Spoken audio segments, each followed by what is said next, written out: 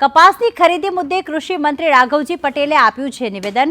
કપાસની ટેકાના ભાવે ખરીદી માટેનો નિર્ણય લેવામાં આવ્યો છે। રાજ્યના 13 ખરીદ કેન્દ્ર પર કપાસની ખરીદી શરૂ થશે।